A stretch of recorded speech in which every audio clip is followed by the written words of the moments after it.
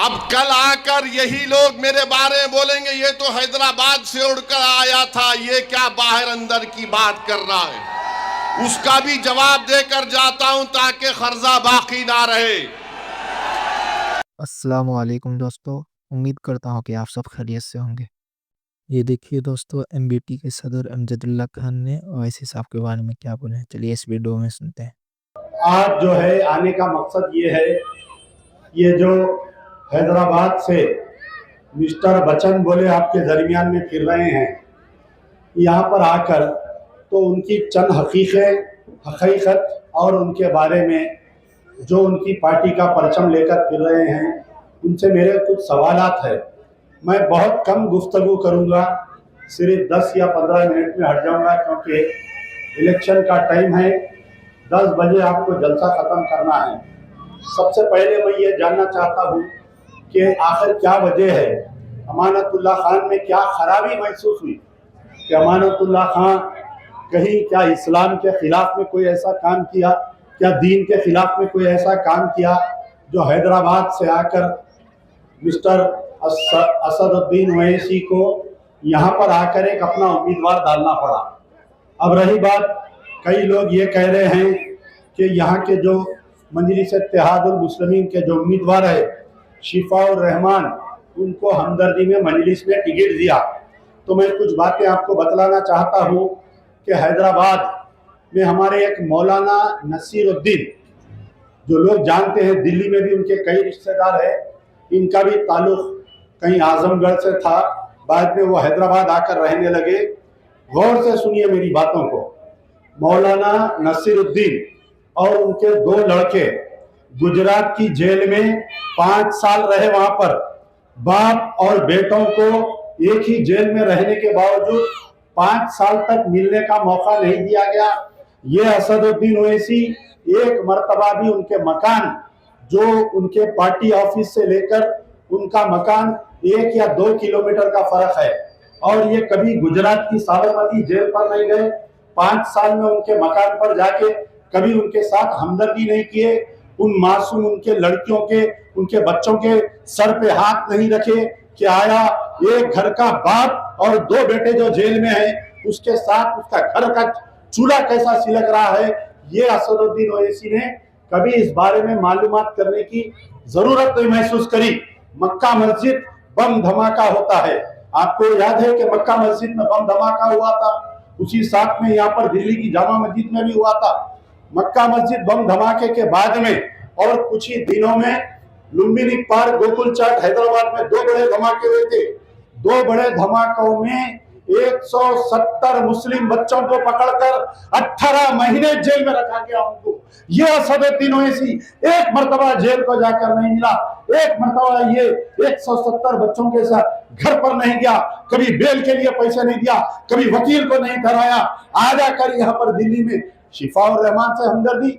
अगर शिफाउर रहमान से तुमको हमदर्दी है, शिफाउर रहमान 4 साल से अगर जेल में है, 4 साल के दरमियान में ये असदुद्दीन ओवैसी कम से कम 100 मरतबा दिल्ली आया। मैं चैलेंज कर रहा हूं, क्या एक मरतबा उनके शिफाउर रहमान के घर पर गया? क्या एक मरतबा शिफाउर रहमान से जेल में जाकर मुलाकात किया? क्या आज शिफाउर रहमान से हमदर्दी? मगरमच्छ के आंसू रोने वाले, अमित शाह के इशारे पर आकर उम्मीदवार डालकर मुस्लिम क़यादत को कमजोर करने वाले। तो मैं उनसे सवाल कर रहा हूं, हमारे यहाँ पर एक आलेर एनकाउंटर हुआ, जो पढ़ा लिखा तबका है, दिल्ली का मुसलमान बहुत बाशऊर है, दिल्ली का मुसलमान जज्बाती है, लेकिन बाशऊर मुसलमान है। मैं उनसे सवाल करता हूं, क्या हिंदुस्तान में कहीं भी जुडिशियल कस्टडी में एनकाउंटर होता है? क्या बताइए। हमारे यहाँ 9 साल पहले जुडिशियल कस्टडी में, यानी जो लड़के जेल में हैं, जिनके ऊपर कुछ इल्जाम है, वे लड़कों को जेल से लेकर कोर्ट को ले जाया जा रहा है। रास्ते में पुलिस रोकती है, हाथ में हथकड़ी है और उनका इनकाउंटर कर दिया जाता है। वो सारे 5 लड़के हैदराबाद पार्लियामेंट के हैं, असदुद्दीन ओवैसी और अकबरुद्दीन ओवैसी के हल्के के हैं। आप उनसे पूछो, क्या असदुद्दीन ओवैसी जो आलेर में इनकाउंटर हुआ, उनके जनाजा नमाज में गया? क्या उनके घर पर जाके पुरसा दिया? क्या 9 साल हो गए, क्या कभी असदुद्दीन ओवैसी पार्लियामेंट में उस हालिया एनकाउंटर में, जेल में, जुडिशियल कस्टडी में शहीद होने वालों के खिलाफ में आवाज उठाया था। ये उनसे सवाल करो, आकर मगरमच्छ के आंसू और कह रहे हैं कि केजरीवाल चोर है। ठीक है, केजरीवाल चोर है, आप क्या है बाबा? चोरों के कॉलेज के प्रिंसिपल है आप जो है चोरों के कॉलेज के प्रिंसिपल है। आप बतलाओ, अतीक अहमद, अशरफ अहमद खत्म कर दिया गया, आजम खान जेल को चले गया, शहाबुद्दीन जहर दे के मारा गया, मुख्तार अंसारी उसको मारा गया। आप बतलाओ, जो सारे हिंदुस्तान में मोदी के खिलाफ में, बीजेपी के खिलाफ में, अमित शाह के खिलाफ में बोलने वाले के ऊपर 70 का चालान है। क्या बताओ आप मेरे को चैलेंज का? क्या अमानतुल्लाह के ऊपर ईडी इंक्वायरी होती है, जिसका बाप किराए के घर में था, आज उसकी औलाद 500 करोड़ के घर में है। असदुद्दीन, ये असदुद्दीन के वालिद सुल्तान सलाउद्दीन ओवैसी मरो किराए के मकान में थे, आज असदुद्दीन 500 करोड़ के मकान में है। तो बतलाओ ईडी इंक्वायरी क्यों नहीं होती? अगर आप फिरौन से नफरत करते हैं, अगर आप फिरौन से नफरत करते हैं तो फिर आपको मूसा का साथ देना पड़ेगा। अगर आप फिरौन से नफरत करते हैं तो मूसा का साथ देना पड़ेगा। सिर्फ ये कहकर खामोश नहीं बैठ सकते 5 तारीख के दिन आप कि हम फिरौन से नफरत करते हैं, मगर वोट किसको दे हमको नहीं मालूम। अगर फिरौन से नफरत है तो मूसा का साथ देना पड़ेगा। अगर यजीद से नफरत है तो फिर हुसैनी लश्कर का साथ देना पड़ेगा।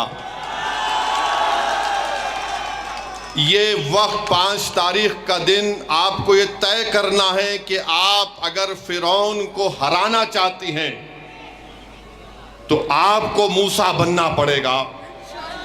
अगर आप वक्त के यजीदों को शिकस्त देना चाहती हैं तो आपको हक के अलंबरदार बनकर सच्चाई का साथ देना पड़ेगा।